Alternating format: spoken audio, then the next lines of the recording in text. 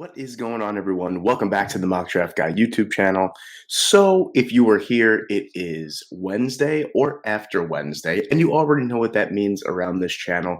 It is time for my updated 2023 NFL Mock Draft after 14 weeks of the NFL season. I cannot believe it has been 14 weeks already in this NFL season. Unbelievable how fast the time has gone, especially around football time.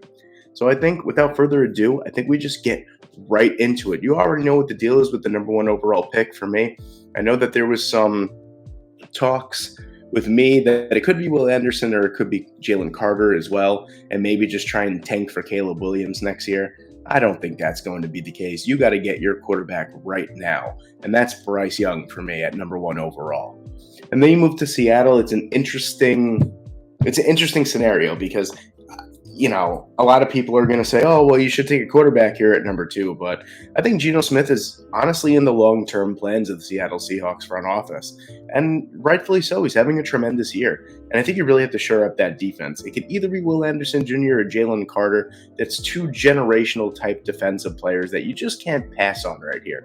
I am going to go with Jalen Carter. I think Jalen Carter is the best player in the entire draft, and he's so versatile on that defensive line as well. I think he could really be an Aaron Donald-like player in the NFL.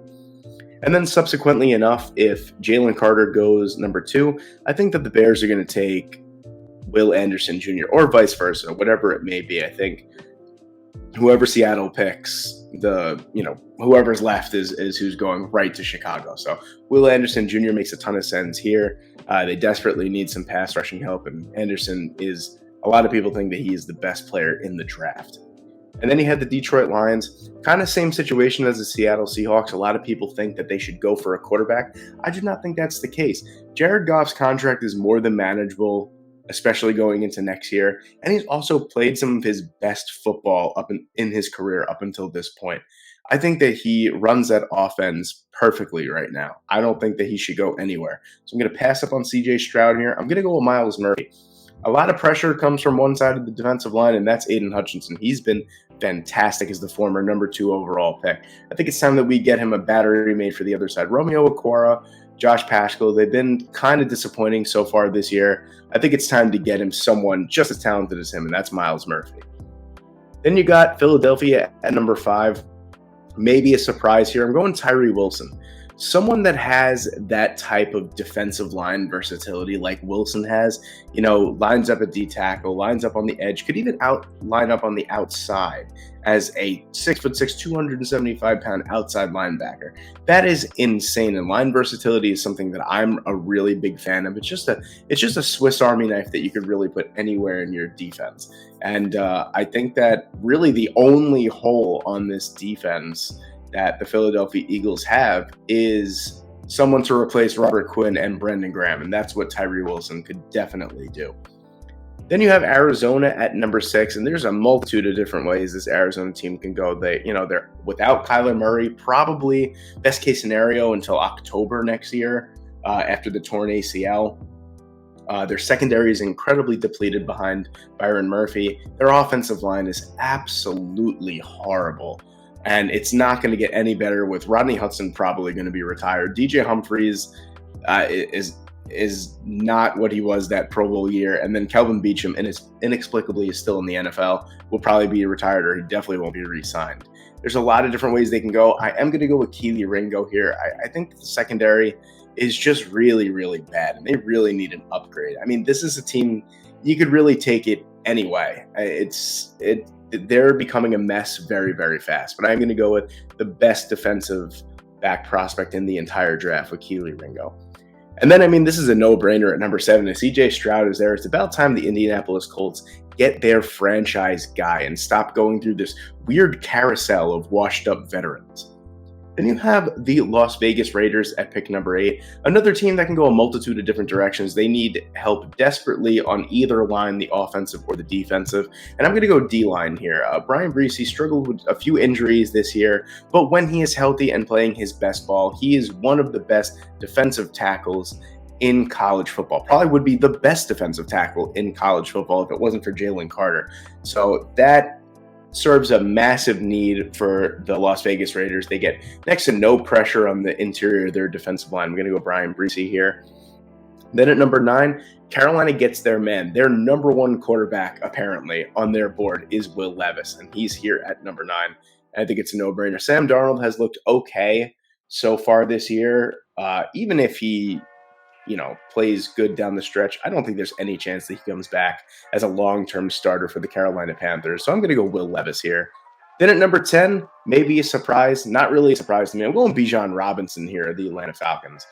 There's not really a defensive line prospect that I'm too crazy about here at number 10, especially with the weapons that are available. They could go defensive back as well. Their secondary's been pretty disappointing this year. Could even go offensive line. But I think you got to go out and you got to get that weapon, especially if it all depends on how well Desmond Ridder plays. If he lights the world on fire and the Atlanta Falcons brass thinks that he is the future, you got to get him as many weapons as you can. I could see them even going receiver again back-to-back years. It all depends, like I said, on what Desmond Ridder does. But I love Bijan Robinson in an Arthur Smith offense. Wow, I really had trouble getting that one out. Arthur Smith type offense. I love a do-it-all back like Bijan Robinson. Then you have the Jacksonville Jaguars at pick number 11. And I know I've gone Quentin Johnston here in weeks past, and I still love the fit. And I think, honestly, say Zay Jones doesn't re-sign, or, you look for a better option. Marvin Jones, if he's not a free agent, I don't know off the top of my head, could be a cut candidate as well due to his age. Calvin Ridley's coming back. Christian Kirk is signed a long time. Imagine getting another weapon like Quentin Johnston in there. I love it, but I am going to go with a secondary pick here. And the reason why is because the secondary has been a real disappointment. They spent a lot of money on Griffith and Darius Williams the last couple of years, and both have been kind of sort of disappointing. Tyson Campbell's been nice, but it's really a disappointment outside of it. They could cut Griffith for $4 million and save about $10 million in cap space. I say they do that, and they go after Joey Porter Jr., who a lot of people think is the best defensive back prospect in the entire draft, and he's up there for me. And then subsequently enough, Houston needs another weapon. Brandon Cooks is probably as good as gone at this point. He's made it clear that he doesn't want to play for the organization anymore. Imagine, and Nico Collins is nice, and everyone forgets that John Mechie is coming back from his unfortunate cancer diagnosis. So imagine having Quentin Johnson, Nico Collins, and John Mechie. That's 3 really good young receivers for a young quarterback like Bryce Young to work with. Then you have Pittsburgh here. I'm going Peter Skoronski. The reason I'm going Peter Skoronski here is he best projected as a tackle at the next level? I'm not really sure. He doesn't really have the size for it, but he could also play on the interior. That versatility for this horrible Pittsburgh Steelers line, they desperately need it. There's a couple different ways you can go here. Defensive tackle, maybe maybe even a defensive end. You could go secondary here as well, but I like Skoronski in this spot here. And then talking about offensive line, I know for the longest time I've had Jordan Addison going to the Green Bay Packers. I'm going to switch it up here this week, and the reason why is I think that if Aaron Rodgers is staying long-term, they really need to shore up this offensive line. And Elton Jenkins is a free agent. Even if he re-signs, I still think they need some help on that offensive line. David Bakhtiari has come back from injury this year pretty strong, but he is still getting up there in age. And, time and time again, we've seen second or third options playing regular time for the Packers offensive line, and you need some depth there. So I'm going Paris Johnson at number 14. Then at number 15, I'm going Christian Gonzalez. I'm going with some secondary help here. I love the fit across from Jeff Okudah. He's tall, he's rangy, he's got speed, active hands, and he produces as well. I think Christian Gonzalez is one of the best risers in this entire draft process. Going Gonzalez here at number 15. Then with the Chargers at number 16, I'm going Michael Mayer. I think that adding another weapon to an already pretty strong, when healthy, offense for the Los Angeles Chargers could just elevate Justin Herbert's game that much more. And imagine, Gerald Everett is okay, but he's up there in age, also on a 1-year deal. Donald Parham doesn't offer really anything other than blocking. Michael Mayer would be a fantastic addition that really kills 2 birds with 1 stone, and he could really be a safety blanket for Justin Herbert. Then at number 17, you have the Seattle Seahawks. Another interesting scenario here. But I'm going to have to go with a linebacker here. Besides for Jordan Brooks, they really haven't gotten too much production out of their linebackers. I think that pairing Jordan Brooks, who is a tackling machine, is very underrated in my opinion, with a super athlete that blows sideline to sideline like Trenton Simpson does. I think that would be a match made in heaven for this really, really young but getting better Seattle Seahawks defense. I think you just keep adding young players to that defense. My God, they're going to be really, really good in a year or two for sure.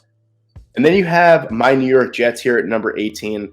I really like Brian Branch here. If you're a Jet fan, you know LaMarcus Joyner has basically been a liability as a safety for the Jets this year. But I'm going to flip the script here. I'm going to go with Dawad Jones. Kind of a lower pick with Broderick Jones, Anton Harrison here, Jalen Duncan even. I'm still going to go with Dawad Jones. This is a offensive lineman that it just by the look looks like a Joe Douglas guy. 6'8", 359 pounds. I know that the Jets did not have real luck with the last time they went after a massive offensive lineman, but I think Dawad Jones has the opportunity to be the absolute real deal and be a dominant left tackle at the NFL level. Then you have the Tampa Bay Buccaneers here at number 19. A lot of different ways they can go. Quarterback, maybe. Secondary, maybe. There you have so many free agents on the defensive line. It is actually crazy. They're going to have next to no production next year. I mean, I think Joe Tryon-Shoyinka is like one of the only few linemen that are signed through next year. So I'm going to go with Isaiah Foskey here. I think in a 3-4 defense, Isaiah Foskey fits very well as a defensive end. 6'5", 275 pounds, 70 pounds, excuse me. He's got the size. He's got the production. I think he'd be a fabulous addition to that Tampa Bay Buccaneers defensive line. Then at number 20, you have the Tennessee Titans. Now, I'm going to make a shocking decision here. I'm going to go Jackson Smith-Njigba. I really think in the offense that Tennessee has, I really think they're missing a really good slot receiver. I know they have Robert Woods, who is definitely on the wrong side of his career at this point. They spent a first-round pick last year on Treylon Burks, who when he is healthy and actually gets the ball, he actually has looked like he's pretty decent. I think they need another X factor, though. I mean, this team runs so much, but when the run is stuffed, they have next to no production in the passing game because they just don't have the talent in the wide receiver room. So I think adding someone like JSN would be a much-needed spark for Ryan Tannehill or Malik Willis, whoever's throwing the rock for Tennessee next year. And then with New England's pick, the next pick, I'm going Jordan Addison. I think it would be, first off, I think it would be pretty much a miracle if Jordan Addison falls to New England Patriots at 21, but they should scoop him up immediately if he is there. That would be a much-needed addition to that wide receiver room and probably the number one option for Mac Jones. Then you have the Washington Commanders at number 22, and I had Anthony Richardson here last week, and I still like Anthony Richardson here, but the need in the secondary is just so glaring. Not even this year, just next year plus is just very bleak in terms of who they have on their roster. They got a couple nice pieces, but you need that real true number one, and Cam Smith could definitely be that number one cornerback guy that the Washington Commanders are definitely going to be looking for. And then I just mentioned him. I'm going to say it again. Anthony Richardson, I have going to the New York Giants. I think that we've seen from the offense that Brian Daboll has ran with the Giants so far this year that Daniel Jones just isn't his guy. And I know that they have next to no one to throw to, but that really shouldn't be an excuse not to throw the ball as much as you would like. I think that Anthony Richardson gets drafted by the guy that turned Josh Allen into what Josh Allen is today. Pretty much, I wouldn't say a like-for-like comparison, Anthony Richardson and Josh Allen, but very similar tools. Huge bodies, big, strong, can run really, really fast, an absolute laser for an arm. It just seems like the type of pet project that Brian Daboll would love to have at the back end of the first round here. And moving on to Denver at number 24, going Broderick Jones. They still need some offensive line help. It's pretty apparent. They're just not cutting it with what they got right now. I was thinking about a linebacker here as well. I really like Drew Sanders. I know that's someone that I haven't really mentioned that much in my mock drafts, but someone who's definitely flying up the draft boards. I was also looking at Lucas Van Ness as a nice edge, a possible edge rusher there for them. But I think offensive line, first and foremost, needs to be taken care of, especially when you have a $250 million quarterback in Russell Wilson. Let's ride. So you got the Baltimore Ravens here at number 25. Again, a multitude of different ways that you can go here. Secondary is a big need. Pass rush, big need. Wide receiver, maybe even an offensive lineman. But I am going to go with Clark Phillips here. I think that they really do need some secondary help. Clark Phillips is a guy that has some boundary appeal, but is amazing in the slot. I mean, and he just projects perfectly there at the next level. 5'10", 183 pounds. Really someone that could thrive in that nickel corner type role. Then you have the Cincinnati Bengals at 26. I'm going to go with Brian Branch. And the reason why is just, it seems like all of their safeties are really free agents. I don't think they're going to re-sign Von Bell and Jesse Bates. It's going to be either one or the other. Preferably, it would be Jesse Bates. But, Brian Branch offers so much in the secondary. He could line up in the slot as well. He's got some cornerback appeal with his size, and he's actually big enough to even line up at linebacker in nickel packages as well. So he's got a ton of versatility that I think any defensive coordinator would be lucky to take advantage of. And then you have the Dallas Cowboys here at number 27. I'm going to go with a boundary corner. I need some help here. Trayvon Diggs needs some help in that secondary. Anthony Brown is also a free agent. I'm going with Emmanuel Forbes here. I've talked a lot about Emmanuel Forbes. I was clicking the wrong thing there. I was going with Emmanuel Forbes. I've been talking about him a lot the last couple weeks. Someone who's really, really flown up my draft boards. He's got the size at 6'2", 195 pounds, close to 200 pounds. He's got the production, 14 interceptions in 3 years in the SEC. He's got the tools to be a really, really good boundary cornerback at the next level. Then you have the Kansas City Chiefs at number 28. It's got to be edge here for me. And there's so many different ways that you can go. I mean, look at the edge rushers that are still available right now. Jared Verse, Nolan Smith, who everyone seems to forget about because he was injured earlier on in the year for Georgia, but he was an absolute beast. Doesn't really fit the Kansas City defense, though. He's looking more of like a 3-4 outside linebacker. He's only 235 pounds. I can't see him lining up with his hands in the dirt on the end of a 4-3. Felix Anudike-Uzomah, BJ Ojulari, Derek Hall, Zach Harrison, Andre Carter. These are all guys that with a good combine could probably propel themselves into first round appeal. But I'm going to go with my guy, King Felix. I don't know what it is. I love King Felix. He played very, very well in the championship game. He had a sack, 5 tackles, 2 tackles for a loss. I feel like a lot of guys are sleeping on this dude. 8.5 sacks this year, 6'4", 255 pounds. He's got the speed, he's got the size, and he's got the strength. I love King Felix here to the Kansas City Chiefs. To pair him up with George Karlaftis, that's a nice young pairing. Then you get the Minnesota Vikings here at pick number 29 in the first round. And again, going to have to go with boundary corner. Last week, I don't know what the heck I was talking about. It was a late recording session. I think I said something along the lines that Patrick Peterson is burnt toast. I had a spat with a few guys in the comment section. I absolutely did not mean that. I meant that really what I was trying to say was that the corners for the Minnesota Vikings give up a lot of yards, but they don't necessarily get burnt. It's more of a bend, don't break type defense. But I still think that with Patrick Peterson getting older and still having a really, really good season, I think you need to think for the future, and they need another boundary cornerback. I mean, Patrick Peterson is getting up there in age, and, cornerback's a very volatile position. You need as much talent at that position, especially in the pass-happy NFL, as you can get. So I am going to go with Devin Witherspoon here, another guy who's a fringe first-rounder. I like him, though. 6'2", 180 pounds. He played in a very, very good defense for Brett Bielema at Illinois. I like him a lot. I think that with a good pro day and a good showing at the combine, he's definitely going to project himself into the first round. This is a cornerback class and an edge class that has a lot of talent and a lot of fringe first to second round talent. It all really depends on the measurables. But I like Devin Witherspoon here a lot. Then you got Buffalo at number 30. And I think that Josh Allen, being as good as he is, kind of masks some of the shortcomings for the Bills' offensive line. This is a pick that I have never made before in this series. I'm going to go with O'Cyrus Torrence here. I think combination of poor interior offensive line play and the fact that basically everyone's a free agent. Imagine getting a 6'5", 346-pound guard to protect Josh Allen. Sign me up for that. O'Cyrus Torrence is far and away the best interior offensive lineman in this class, and I think that he would absolutely make the Buffalo Bills line that much better. Going to go to O'Cyrus Torrence here.